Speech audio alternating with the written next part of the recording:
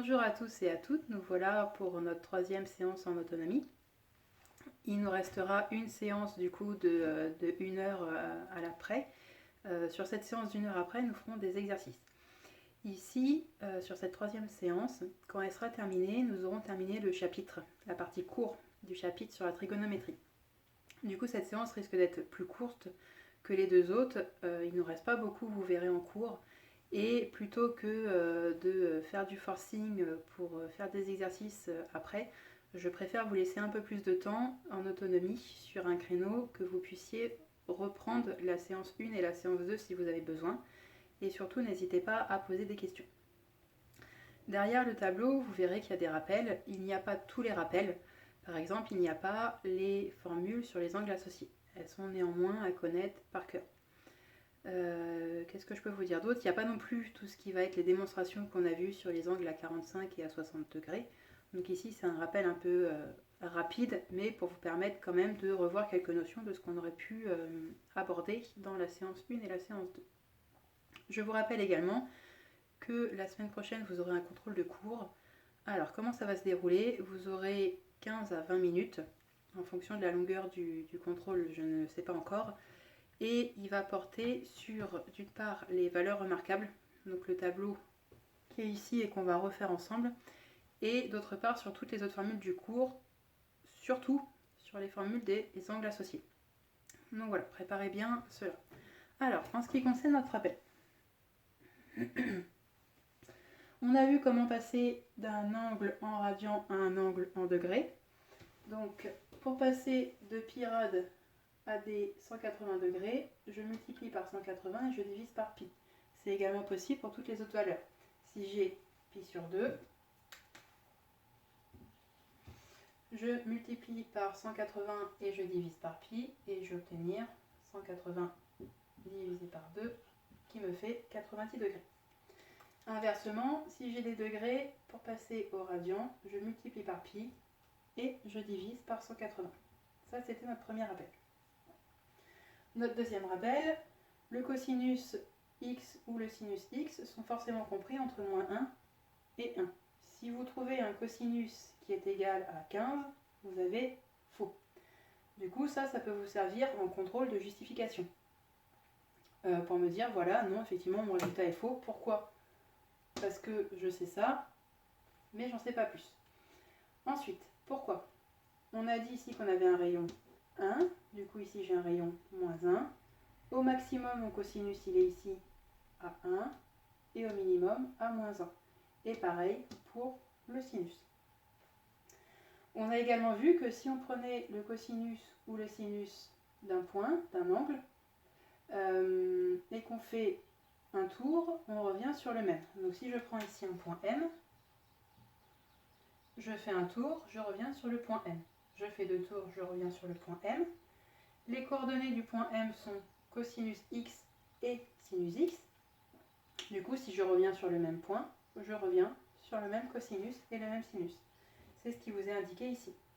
Un angle défini par cosinus et sinus x va être le même quand je fais un nombre de tours entier. Donc 2 pi c'est mon tour et k c'est mon nombre de tours. 2 k pi. On aurait pu également écrire k fois 2 pi. On a également vu avec une démonstration que cosinus au carré de x plus sinus au carré de x est égal à 1. En ce qui concerne le tableau de valeurs remarquables. Donc, ici, je vais avoir 0. Ici, je vais avoir pi sur 2, pi sur 4, pi sur 6 et pi sur 3. Ceux-là, vous pouvez les retrouver par les calculs ici qu'on a vus. Sinon, on voit que de 0 à pi sur 2, quand je pars de 0 que j'arrive à pi sur 2, je suis croissant. J'ai du pi partout et je vais en 6, 4, 3 et 2. Ensuite, mon cosinus alpha. Comme mon angle fait 0 degré, ici, si je prends un angle 0 degré, je suis là. Je me place forcément au niveau du cercle. Donc si je me place au niveau du cercle, je suis ici. Mon cosinus fait donc ici cosinus de 0 degré. On est sur le maximum, il me fait 1. Si je prends cosinus de pi sur 2 est ici. Si mon angle fait pi sur 2, je vais être là. Et mon cosinus ici fait 0. Ensuite, pour construire le tableau, je sais que j'ai des racines partout. Je sais également que je suis sur 2 partout. De 1 à 0, je suis décroissant. Donc je vais avoir 3, 2 et 1. Racine de 1 me donne 1, j'ai donc ici 1 demi. En ce qui concerne mon sinus, si je prends mon angle 0, ici, mon sinus, en hauteur je n'ai pas monté, mon sinus est à 0. Si, au contraire, je prends mon angle pi sur 2, je suis ici. Mon sinus en hauteur j'ai monté, et j'ai monté jusque 1. Toujours pareil, je sais que j'ai des racines partout. Je suis sur 2 partout. De 0 à 1, je suis croissant. J'ai donc 1, 2 et 3. Racine de 1 me donne 1. Ici, je suis à 1 demi. Voilà pour les rappels. On va passer à l'exemple que vous aviez à faire. Alors, je vais me remettre au niveau du document à l'exemple. Voilà. Donc, je vous demandais de déterminer cosinus de 5pi sur 4. Ici, c'est les formules que nous avons vues hier et vous avez également vu qu'il y en existe plusieurs, mais que peu importe laquelle on choisit, si on ne se trompe pas dans les calculs, on trouve le même résultat. Donc moi ici, j'ai fait un choix de calcul. Peut-être que vous avez choisi une autre formule pour arriver au résultat. Toujours est-il que vous deviez obtenir le même résultat que moi. Donc, on cherche cosinus de 5pi sur 4. Visuellement, si je prends 5pi sur 4, alors je vais effacer un petit peu ici.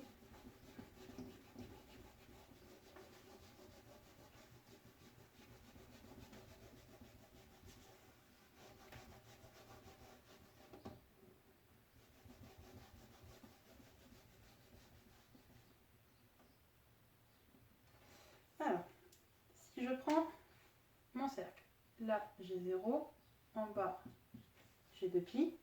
Si je fais un tour complet, j'ai pi. Et ici, si je veux prendre pi sur 4,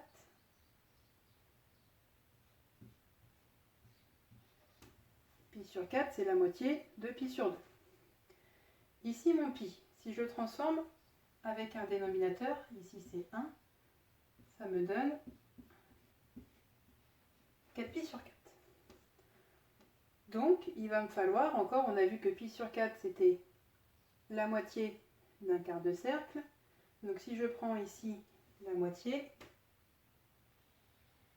je vais avoir 5pi sur 4. Du coup, on va lire le cosinus ici et on va lire le sinus ici. Dans ma démonstration, donc on cherche cosinus de 5pi sur 4.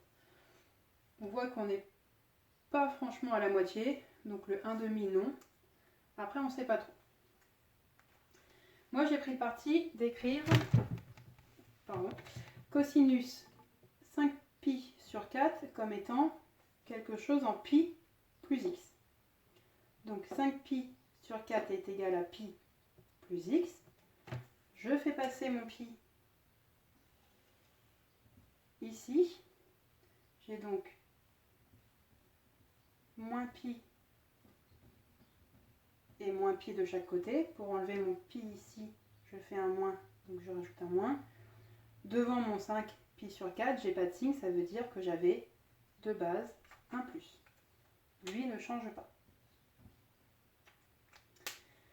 Je le mets au même dénominateur, donc ça me donne 4 pi sur 4. J'ai donc 5 pi moins 4 pi, le tout sur 4, qui est égal à x. Là, ici, il me reste x. Si je fais le calcul, il m'indique que x est égal à pi sur 4. On a donc que cosinus 5pi sur 4 est égal à cosinus pi plus pi sur 4. Ici, c'est la formule que j'ai utilisée là. Hop. Si j'enlève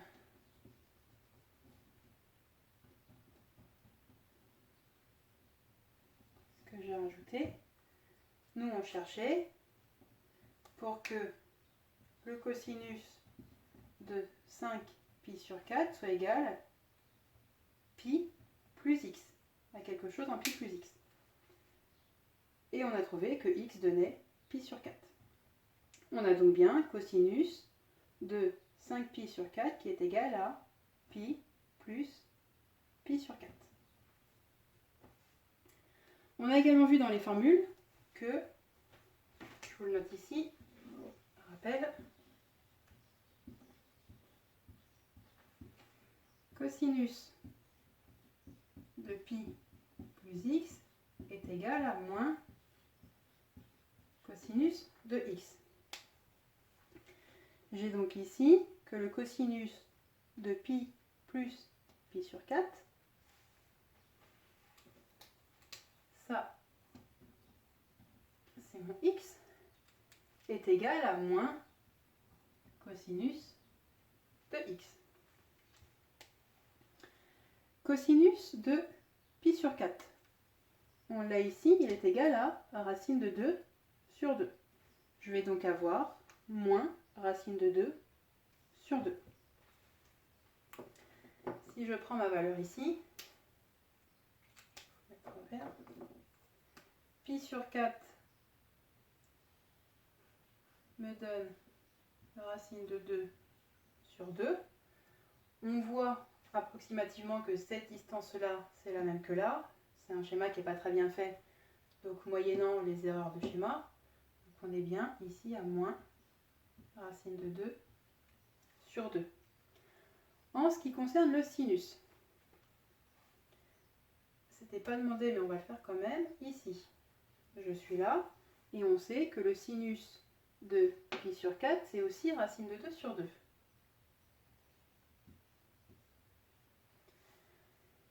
Là, cette distance-là est à peu près la même que celle-là. Je suis dans les négatifs, j'ai donc moins racine de 2 sur 2. Et voilà pour votre exemple. Je vous laisse un petit peu au tableau pour que vous puissiez prendre le temps de renoter si vous avez besoin. Et on va continuer ensuite le reste.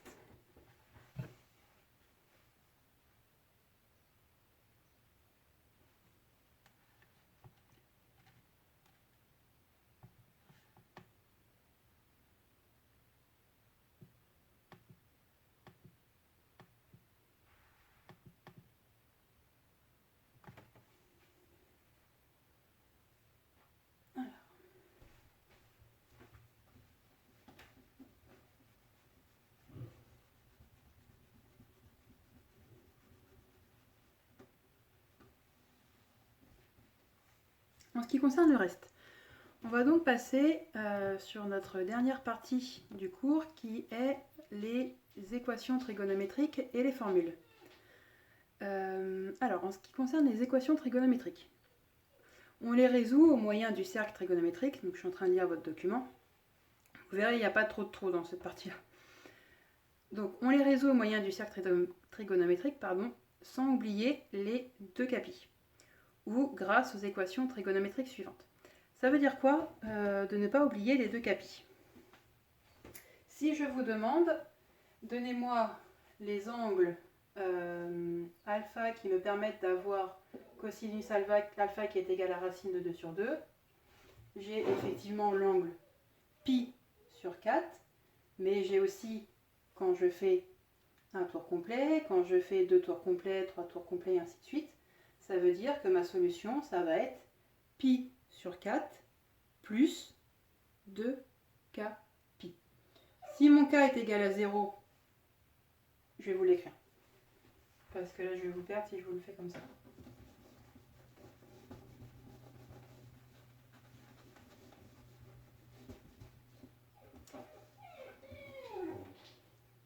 Alors, donc, on a dit, si on cherche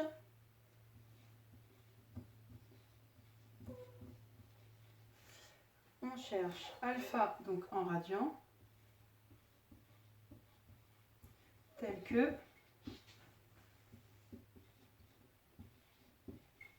cosinus alpha est égal à racine de 2 sur 2.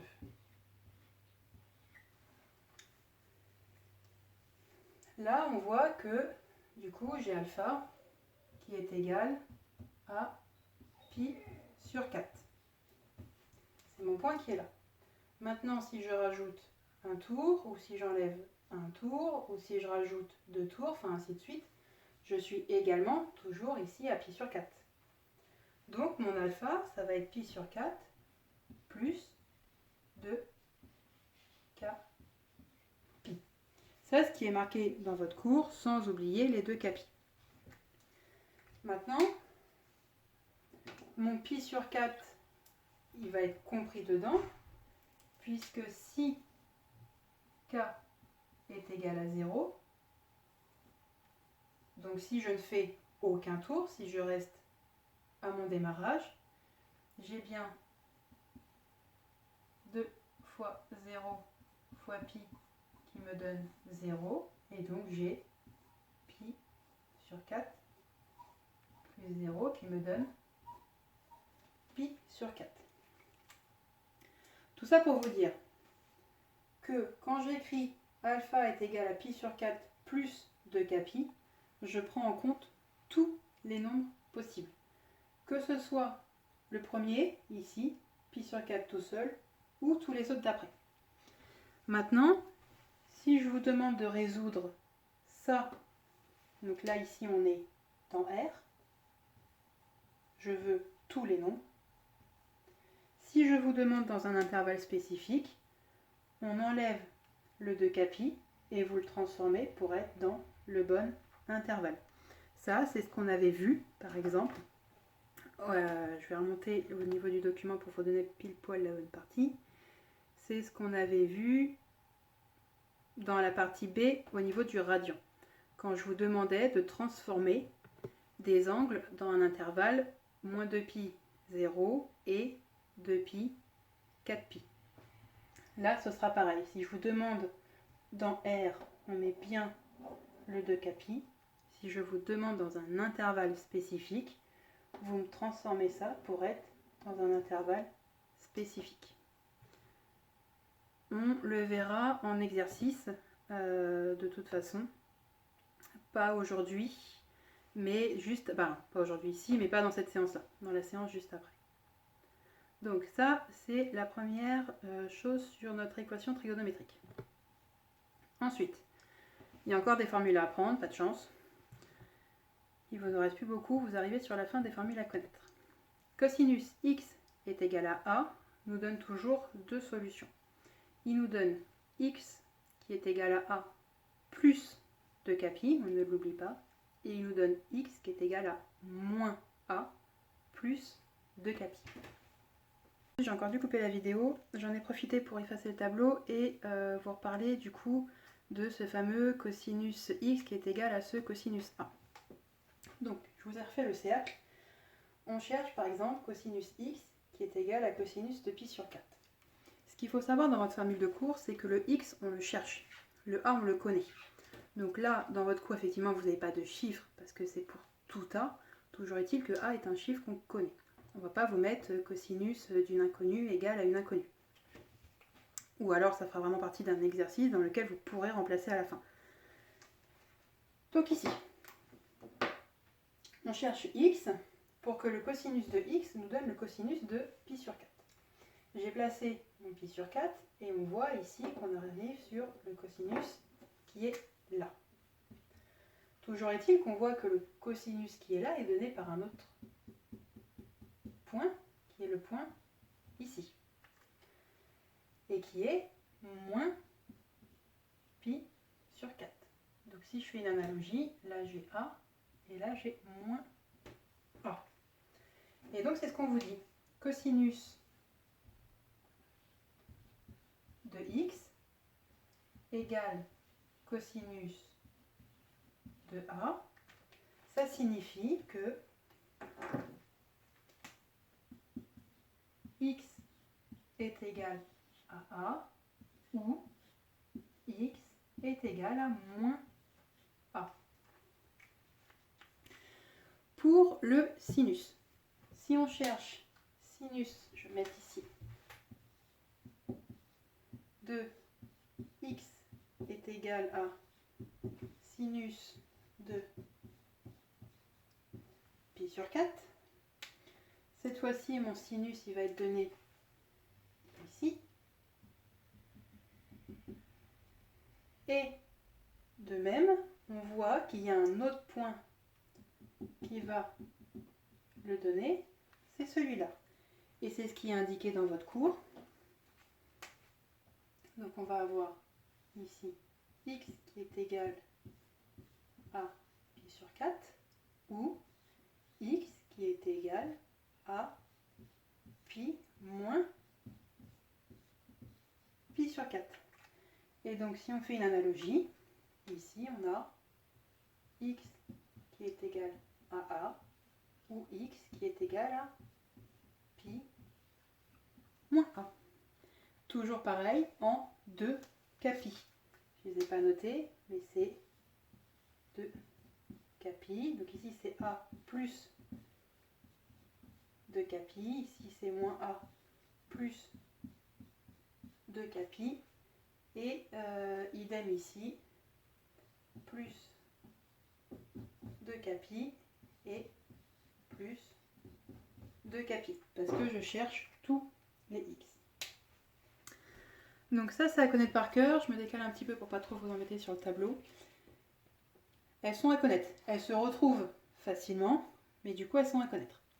Ensuite, il nous reste quelques petites formules, ce qu'on appelle les formules d'addition et de duplication.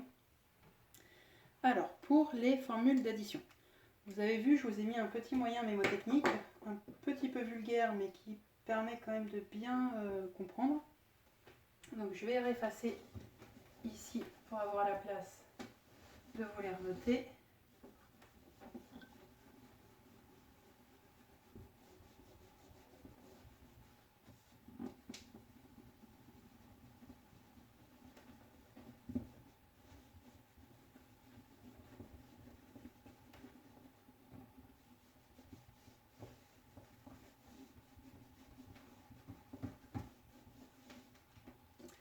Alors, les formules d'addition, comme ce nom le porte, c'est pour additionner. Donc on va avoir cos de A plus B et on va avoir sin de A plus B. Toujours pareil, A et B sont connus. Donc ça peut être par exemple cosinus de pi sur quelque chose plus autre chose. On n'a pas de x dedans, on est sur des choses connues. Alors, je vous ai dit, alors j'ai commencé dans le cosinus dans mon exemple, donc on va prendre celui-là. Moyen mémotechnique, cosinus est compliqué et con. Alors pourquoi compliqué et con? Le but du moyen mémotechnique, c'est d'avoir des lettres qui se ressemblent, ou en tout cas des sonorités qui se ressemblent. Cos,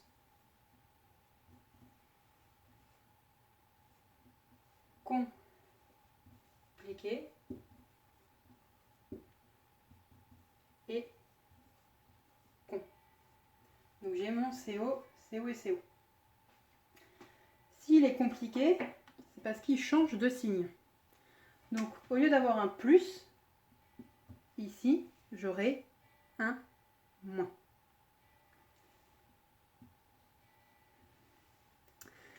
Et s'il est con, c'est parce que c'est ce qui est marqué, il est égoïste. Il ne veut pas se mélanger, il veut rester que lui tout seul. Donc je vais avoir cos de A fois cos de B moins sin de A fois sin de B. Peut-être vous l'écrire en plus gros.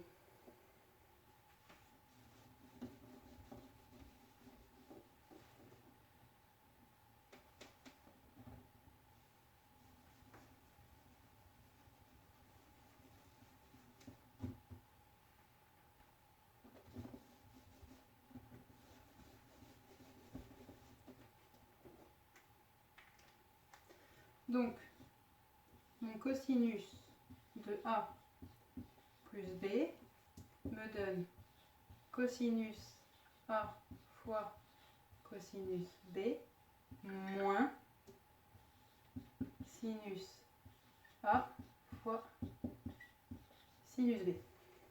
Ils ne se mélangent pas, j'ai donc mon cosinus A avec mon cosinus B, j'ai donc mon sinus A avec mon sinus B, et vu qu'il est compliqué, ici, au lieu d'avoir un plus, j'ai un moins. Mon sinus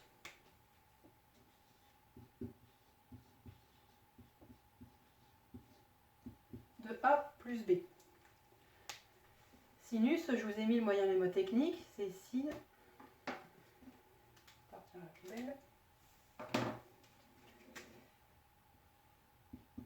Sinus, il est simple et sympa. Sinus, simple, sympa. S'il est simple, c'est parce qu'il ne change pas de signe. Donc, plus et plus.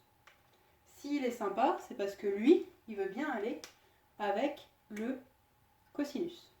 Donc je vais avoir sinus de A fois cosinus de B plus sinus de B fois cosinus de A. Là, je vous demanderai de faire attention. On n'a pas sinus A, cosinus A. On a bien une inversion. A avec B et B avec A. Faites attention à ça. Avec le moins, c'est pareil, je ne vais pas vous le réécrire. Le cosinus de A moins B change de signe, donc devient plus. Le cosinus reste avec le cosinus, le sinus avec le sinus. J'ai donc cosinus de A moins B qui me donne cosinus A fois cosinus B plus sinus A fois sinus B. Le sinus, cette fois-ci, lui, il ne change pas de signe, donc on a un moins et il se mélange. Donc on va avoir pareil avec ici un moins. Elles sont à connaître également par cœur.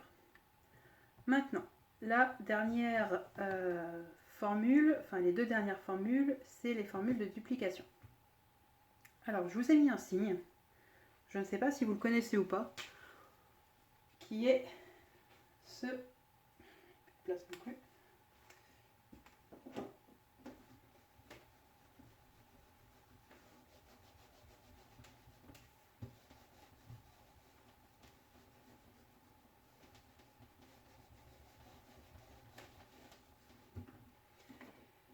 Qui est ce signe-là. Ce signe-là, on l'a vu un peu partout dans le cours et vous le voyez régulièrement, mais on le note très peu. Ce signe-là veut dire pour tout.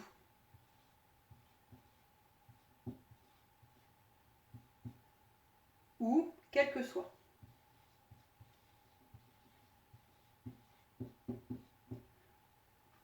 Du coup aussi on a pour tout A ou quel que soit le A, on a que cosinus de A est égal à cosinus carré de A moins sinus carré de A.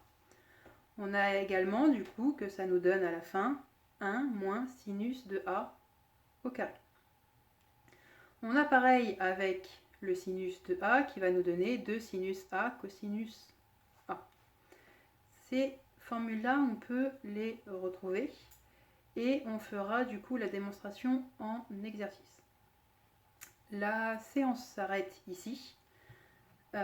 Si vous avez des questions, vous les posez et on attaquera donc la dernière séance de la semaine sur des exercices et également par la démonstration de ces deux formules. Bonne journée à tous et à tout à l'heure.